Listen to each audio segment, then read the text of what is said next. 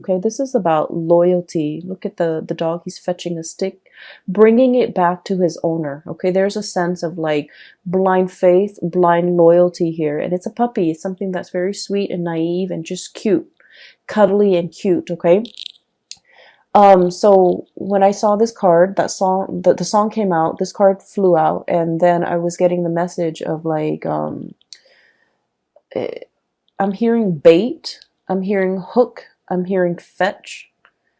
Okay, so I don't know if I don't feel like somebody's doing this to you, and I don't feel like those are malicious words, but I feel like there's an interaction between you and another person that's very cat and mouse.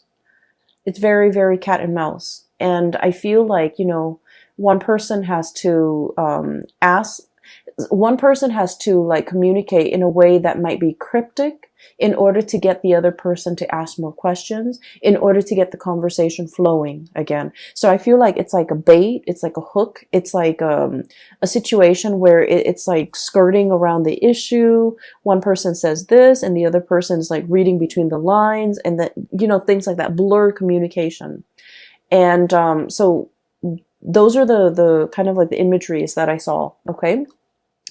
I want to talk about this reading because I feel like there's a definite beginning and there's an end. So it's very rare that, the cards are very succinct where it's telling the story in its entirety. So let me just start from the beginning. I have here the Four of Swords, stoppage in communication. The way this card is depicted, it's orange, okay? And I think of like orange is something where it's not really red, it's not really green. It's like slow down, right? Like that yellow light or the orange sign or the orange color, it's like in between the spectrum, hot and cold. I feel like there was something that had a lot of potential to get off the ground, and for some reason it was cut short from your actions or the other person's actions, but no one is relinquishing. I mentioned to you guys that you guys are very, very, very, very stubborn. Okay? Once you have your mind made up about something, a course of action, a decision, I just feel like you don't really give. Okay? So there's a situation where the strings are like, taut. Okay? The strings are just extended. And if it's like a tug of war, nobody's really winning. And so what needs to happen in a situation where there's a stalemate in the tug of war game is, you splice it right down the middle and both sides fall down. Because that's what I feel. It's like no one is willing to relinquish control. No one's willing to compromise. No one is willing to let the other person win. And so if you slice the cord down the middle, both sides, have been pulling with all their might, they're going to collapse within themselves. So there's a situation here. It hasn't been spliced yet, but it's getting very, very close. It's like a tenuous situation where we have to learn to compromise, where we have to learn to give, where we have to learn to like give the other person some leeway, give the situation some leeway. But more than anything, it's a reflection of yourself too, giving yourself some slack, okay? Not running yourself too ragged to the ground in order to fix situations. Giving yourself some slack, maybe even letting the situation rest so that you can revisit it another time to resolve the situation. Does that make sense? So I feel like there's a stalemate here. And the stalemate has created some type of animosity between you and another person where you're feeling the pains of separation. Three of Swords, okay? So we're going from a Four of Swords, Three of Swords. This is I feel like it's very momentary. I feel like it's very momentary. Is that even a word? I'm thinking momentary, but I'm like, my mind is like monetary. It could be like financially related where you're not giving slack to the other person. For some of you, if this is like a divorce proceeding, a separation or something like that, you're trying to iron out your financial assets and you're just like, I don't want the other person to get anything. or the other person could be doing this to you, you know, not wanting you to get the house, not wanting you to get the kids, not wanting you to, you know, just, I'm feeling that. It feels a little uncomfortable. Okay. Financial assets. No one is really compromising. But going back to my original train of thoughts, I feel like this is very temporary. Okay. So the word is not monetary, or momentary, but very temporary. Because we're descending, okay? Four of Swords to the Three of Swords, and then it's going to be the Two of Swords, stalemate, revisiting a situation, mulling things over, and then the Ace of Swords, where things will start to, the two of you will start to communicate again. So what I'm seeing here with this Three of Swords is there's a tremendous sense about missing another person. The other person really misses your presence, your communication. You likewise, no matter how stubborn you can be, you really miss the other person, what they bring into the picture, their insights, their perspective. You really miss the perspective that the other person brings into the picture. You might have a problem, and then they would say something that makes your problem seem very, very minuscule. Okay? Not that they try to belittle you or downplay your problems. It's just they have a really high vantage point. Okay? So for example, if you're complaining, and like I said, they're not downplaying your problems. They're not brushing them off. They're not belittling whatever you have to say. I don't see that. I just feel like you're dealing with someone who sees the bigger picture. Okay. So for example, if you're just like, oh my gosh, I came to work, 10 minutes late today. I slipped through the door, and I'm worried that my boss is going to find out, they might have a habit of saying like, well, your boss trusts you. So, even if you come in 10 minutes late, they're not going to question you, or they're not going to think the worst of it. It's like they know exactly what to say to make the problems seem very minuscule, to wave the problems away, and to kind of like calm your nerves and calm your worries. They have a very wise, understanding way about them. And so I feel like you really miss the communication. You really miss the perspective change that they bring into your life. And then I also feel like there was a situation here where there was definitely a big stalemate, okay? Somebody feels a little bit attacked. Somebody feels like we're talking, it's like things taken out of context, things just escalating right before your eyes, and you don't even know how it got that big. And so I feel like, I'm seeing almost like a balloon where it just balloons out of control, and it needs to be popped. Okay, so the question needs to be popped, or like the circumstance, the distance needs to be bridged between the two of you, or there's something here where the communication will start up again. I feel like we have here the Seven of Cups. In the traditional Rider-Waite deck, this is like, online type of communication. There might have been a stoppage in communication when it comes to, the things that you do online, okay? Text messages even. I'm hearing Skype, and I'm also hearing like emails and things like that, okay? And so you might be wondering what the other person is doing. You might be, trying to look at their social media, at their online forums of communication, to see what this person is up to see who they're with, to see, what do they have going on in their life? What are they up to? What are they doing? And things like that. So I do see a little bit of a remote spying, because I feel like there are pains and pangs of separation, and, wanting to have that communication, wanting to know what's going on, wanting to know what the other person's up to. And so what's happening here is I feel like this situation is going to smooth itself out, because if you have had trouble seeing eye to eye with this Three of Swords, there's going to be a coming back together, Three of Pentacles, exchange of ideas, talking about things. So I feel like things are being replaced, okay? So Three of Swords, not seeing eye to eye. This is a card that's all about like, hey, let's agree to disagree. We know we're never going to see things from the same perspective, but we can build something of value based on our differences in perspective. And so I feel like there's communication here. And this is where I feel like there's a bait, or there's like a hook, or there's somebody trying to pull the other person back in. So all is not lost, okay, Taurus? With this card, I'm sensing like, it's almost like you're either somebody, like a mutual friend or like a coworker, or somebody's coming into the picture to bring the two of you back together. And out of their sense of loyalty and dedication to that person, I feel like somebody, is showing their sense of loyalty and they're coming back in. Okay. So this is why I mentioned the reading's a little bit difficult, because I feel like it's very cat and mouse. It's very like, we haven't been communicating for a while, and I really want us to be okay again. I don't know how to make small talk. I don't know how to broach the topic. I don't know how to get the other person to come back.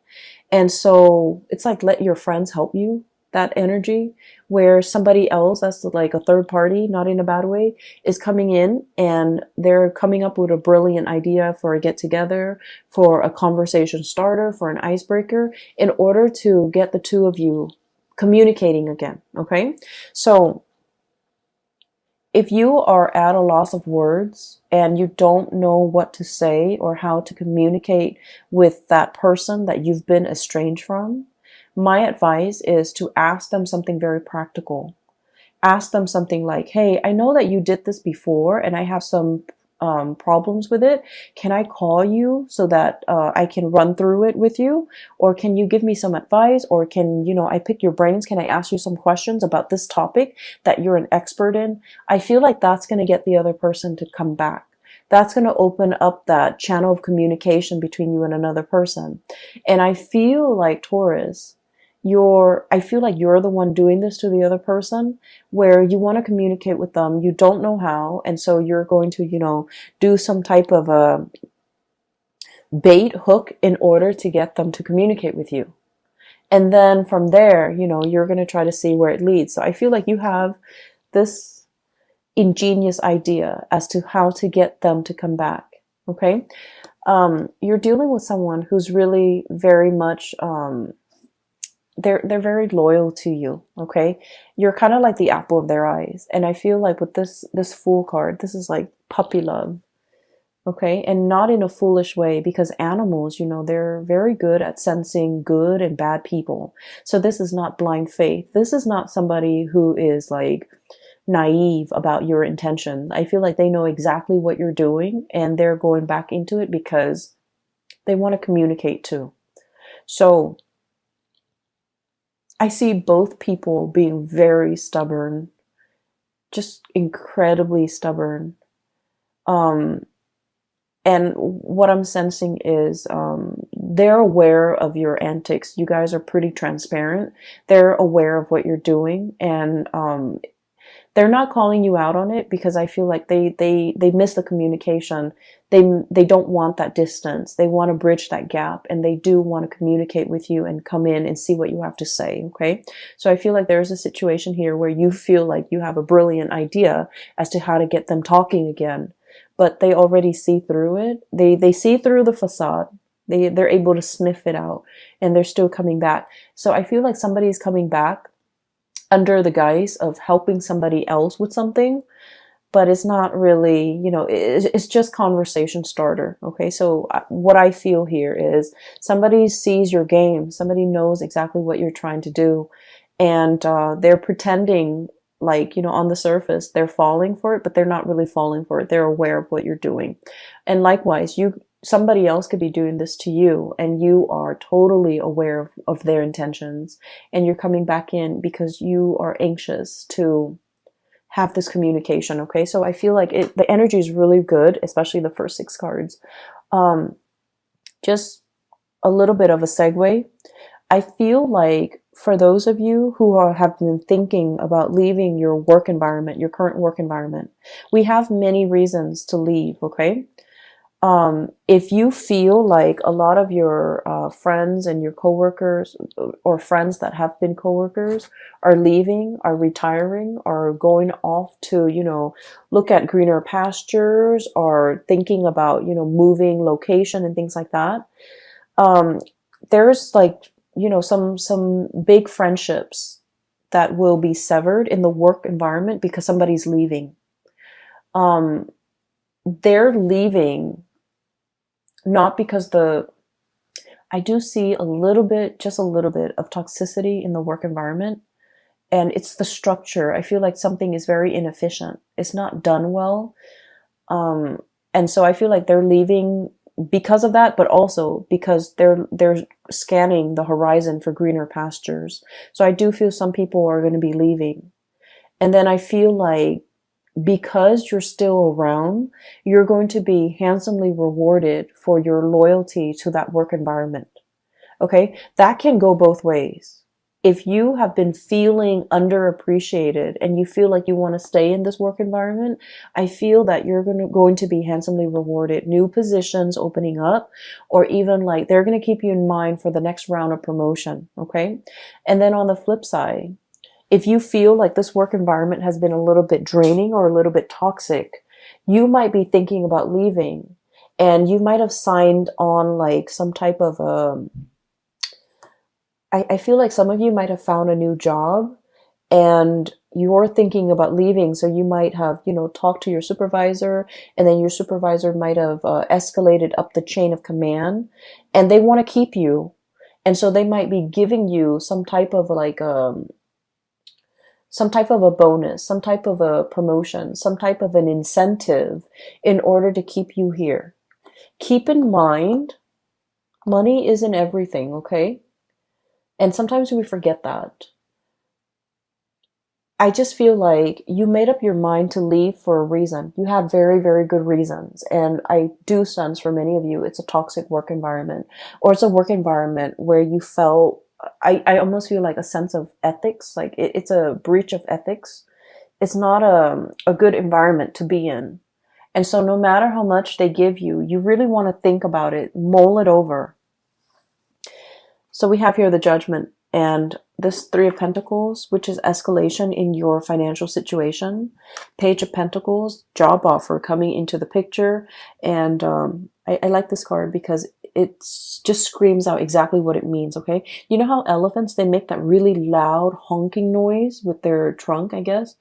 And so this is sort of like something that is very loud, very flamboyant, very noticeable. And it's meant to lure you back in.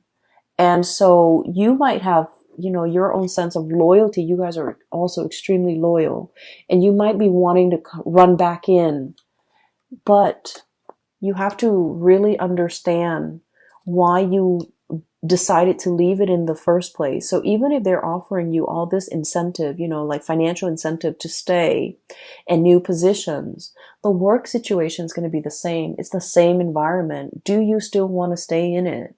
Or do you see yourself moving on to something or a situation where people are a lot more cooperative, where you're building something of greater value? Okay.